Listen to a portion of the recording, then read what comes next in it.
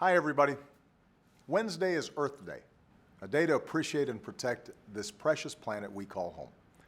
And today, there's no greater threat to our planet than climate change. 2014 was the planet's warmest year on record. 14 of the 15 hottest years on record have all fallen in the first 15 years of this century. This winter was cold in parts of our country, as some folks in Congress like to point out, but around the world, it was the warmest ever recorded. And the fact that the climate is changing has very serious implications for the way we live now. Stronger storms, deeper droughts, longer wildfire seasons. The world's top climate scientists are warning us that a changing climate already affects the air our kids breathe. Last week, the Surgeon General and I spoke with public experts about how climate change is already affecting patients across the country. The Pentagon says that climate change poses immediate risks to our national security. And on Earth Day, I'm going to visit the Florida Everglades to talk about the way that climate change threatens our economy. The Everglades is one of the most special places in our country, but it's also one of the most fragile.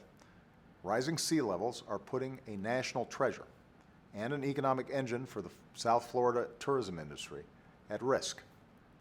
So climate change can no longer be denied or ignored. The world is looking to the United States, to us, to lead. And that's what we're doing. We're using more clean energy than ever before. America's #1 in wind power, and every 3 weeks we bring online as much solar power as we did in all of 2008. We're taking steps to waste less energy with more fuel-efficient cars that save us money at the pump, and more energy-efficient buildings that save us money on our electricity bills.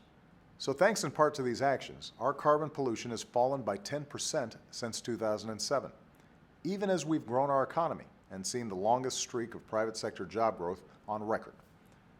We've committed to doubling the pace at which we cut carbon pollution, and China's committed for the first time to limiting their emissions.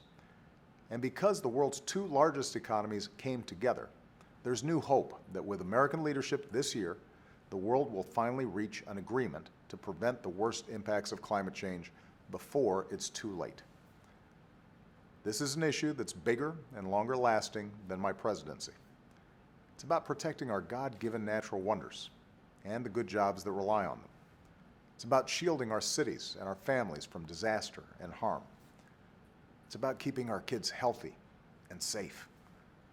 This is the only planet we've got. And years from now, I want to be able to look our children and grandchildren in the eye and tell them that we did everything we could to protect it.